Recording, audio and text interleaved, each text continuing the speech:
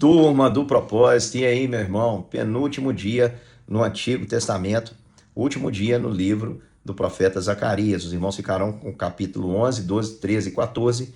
E amanhã, como Malaquias tem apenas 4 capítulos, o último livro do Antigo Testamento será meditado em um só dia. Eu vou deixar para os irmãos os vídeos. Preciso que você termine, portanto, até amanhã a leitura do Antigo Testamento. Quinta-feira temos um encontro marcado na nossa super live. Convide pessoas para estarem conosco em toda a jornada do Novo Testamento, que ainda falta. E vamos, com a graça de Deus, no ano de 2026, terminar toda a Escritura. Vamos lá, meu irmão. O capítulo 11 de Zacarias, ele muda de tom. É um tom agora de juízo, que é pronunciado no capítulo 10, versículo 3. O Senhor diz através do profeta Zacarias que é contra os pastores que se acendeu a sua ira. Ele chama esses pastores de bode, porque eram falsos pastores, que cuidavam apenas de si mesmo. E começa o texto dizendo: abre, Líbano, as tuas portas para que o fogo consuma os teus cedros. Você já ouviu muitas vezes na Bíblia a expressão cedros do Líbano, e também fala sobre os carvalhos de Bazã. Eram regiões que forneciam madeiras nobres, madeiras que eram usadas nas casas apaineladas, mas também era usada no templo. Era um artigo de luxo, que foi abundantemente usada no templo. Mas o Senhor, ele vem pedir ao profeta que assuma figuradamente o papel do pastor, que pastoreia as ovelhas que estão indo para a matança, para o abatedouro. Ovelhas essas, diz o versículo 5, cujos compradores matam e não se culpam, cujos vendedores dizem: louvado seja o Senhor porque enriqueci. Falsos pastores apacentam a si mesmo. Verdadeiros pastores dão a sua vida pelo rebanho. Verdadeiros pastores se gastam e deixam-se gastar em prol daquilo que é o propósito de Deus. Meu amado irmão, a primeira característica que precisamos imitar, sendo líderes, é exatamente a característica do doar, do se doar. Infelizmente, por causa do comportamento de alguns, e não são poucos os que usam a fé para benefício próprio, a classe dos líderes religiosos, e eu não falo apenas pastores, mas outros também que recebem outros títulos, bispos, e enfim, líderes muitas vezes religiosos, são conhecidos por aquilo que tiram das pessoas. E não deve ser assim, irmãos, porque o nosso exemplo, que é Jesus, o pastor dos pastores, ele doou a si mesmo. Nós nada tínhamos para oferecer, mas ele deu espontaneamente a sua vida por nós. E quando a liderança cristã, a liderança espiritual, os guias, aqueles que deveriam cuidar das pessoas, se entregar pelas pessoas, gastasse e deixasse gastar pela vontade de Deus, quando eles transformam o ministério em um mercado e o povo em um objeto, uma mercadoria, pode ter certeza que o juízo de Deus se torna inevitável e o fim disso é fogo. Interessante, irmãos, percebermos que no ano 70 depois de Cristo, mais de 600 anos depois dessa profecia, isso vai se cumprir, porque o templo de Herodes, esse templo que foi reedificado e melhorado pelo rei Herodes, ele será consumido por fogo e virará cinzas. Esse templo glorioso será completamente destruído, os seus cedros, os seus carvalhos. Por quê? Porque o Senhor não se agradava da maneira como eles estavam conduzindo a fé.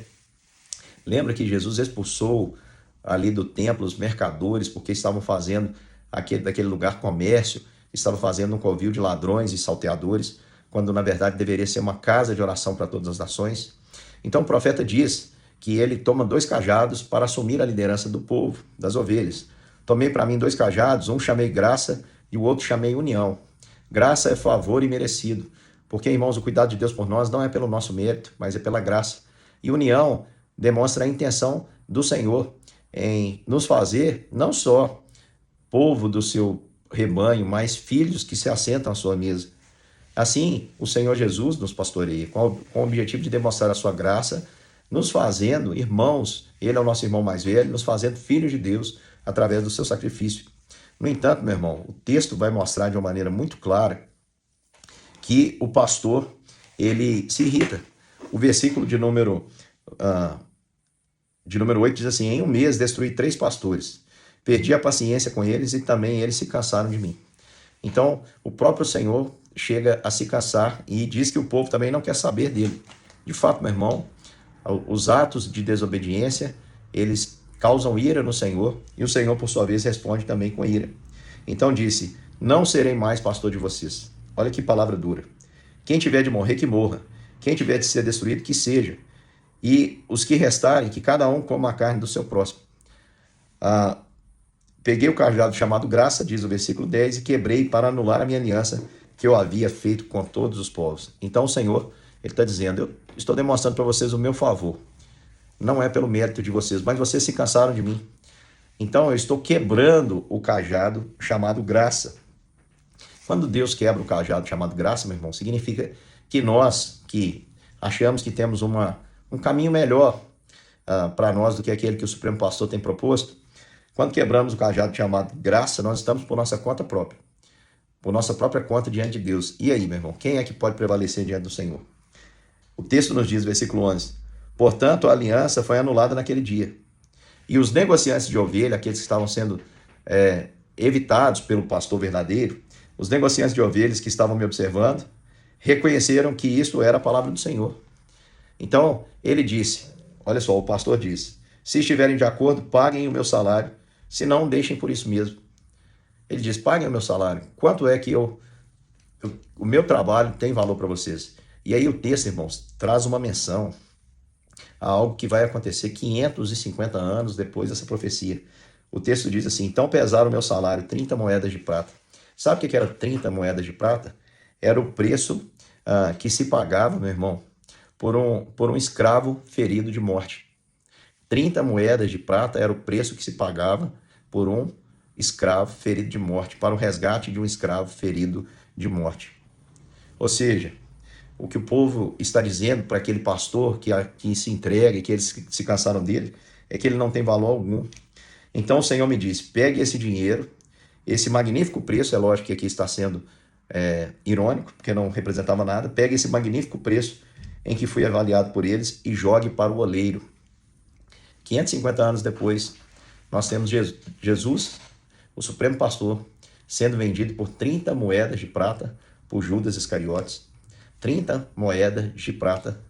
Judas, então, joga essas moedas e aquelas moedas dos sacerdotes que haviam ali, os homens de Deus os homens de Deus supostamente, né, os religiosos que haviam combinado esse preço com Judas, recebem essas moedas que é lançada no templo e eles dizem, na hipocrisia deles, não podemos receber essas moedas porque é preço de sangue. Então eles saem dali e compram um campo de oleiro para virar um cemitério para estrangeiros. Olha o que o texto diz, pega esse dinheiro, esse magnífico preço que foi avaliado por eles e jogue para o oleiro. Peguei as 30 moedas de prata e as joguei no oleiro na casa do Senhor. Depois quebrei o segundo cajado, chamado União, para romper a irmandade entre Judá e Israel. Ou seja, o Senhor, ele veio para os seus, mas os seus não receberam. Ele quebra o cajado chamado União. E aí, meus irmãos, termina o texto com um juízo sobre os pastores insensatos. O texto vai dizer, agora pegue os apetrechos de um pastor insensato, porque eis que eu levantarei na terra um pastor, não o pastor dos pastores, que é Cristo Jesus, o Supremo Pastor, mas eu acredito aqui, meu irmão, que aponta para a figura do anticristo. Porque eis que eu levantarei na terra um pastor que não cuidará das ovelhas que estão perecendo, não buscará a desgarrada, não curará a que foi ferida, nem apacentará a sã, mas comerá a carne das ovelhas gordas e arrancará até os cascos dela. O Senhor está dizendo o seguinte, para vocês que não ouvem a voz do Cristo, a voz do anticristo está disponível. A voz do Cristo é aquele pastor que dá a vida pelas suas ovelhas. O bom pastor dá a vida pelas ovelhas. Mas a voz do mercenário é aquele que só quer devorar as ovelhas. Vai comer a carne das ovelhas e vai arrancar o casco delas. O espírito do anticristo, irmãos, já está sobre muitos lugares. Sobre muitos lugares, muitas igrejas, que até parecem como cordeiro, mas falam como dragão. Muitos líderes que não são pastores, são na verdade bodes infiltrados. E haverá uma voz que atrairá a humanidade. Assim como Jesus é um marco na história e atrai os eleitos, assim também, meu irmão, essa voz vai seduzir a muitos na história. E o texto vem dizer, terminando, ai do pastor inútil que abandona um rebanho. A espada cairá sobre o seu braço e sobre o seu olho direito. O braço ficará completamente seco, significando que as suas ações não têm sentido. E o olho direito totalmente cego, porque ele será incapaz de olhar sem maldade. O seu olho direito, o braço direito, ele vai ser impossibilitado de fazer o que é correto. O olho direito, ele vai ser impossibilitado impossibilitado de ver retamente os caminhos. Então, meu irmão, quero deixar aqui uma palavra para você, algumas aplicações. Meu amado irmão, o seu papel aqui na terra, mesmo que você não tenha uma função pastoral como eu tenho, eu quero chamar você para entender que o chamado de Deus para o cuidado do próximo, ele é um chamado para todos os crentes, para todos que creem. Eu e você que cremos, não devemos nos relacionar com as pessoas pensando em obter delas alguma vantagem. Nós precisamos amar, especialmente aqueles que não podem nos retribuir. Amar com toda intensidade, meu irmão. Amar como Jesus nos amou. Porque é isso que o Senhor procura no seu povo. O Senhor não tem alegria naquele que trata o seu próximo como objeto. Se você entrar nessa, pode ter certeza, no final, você vai experimentar o intenso fogo do juízo. Que Deus te abençoe, meu irmão, até daqui a pouquinho, para mais um capítulo das Escrituras.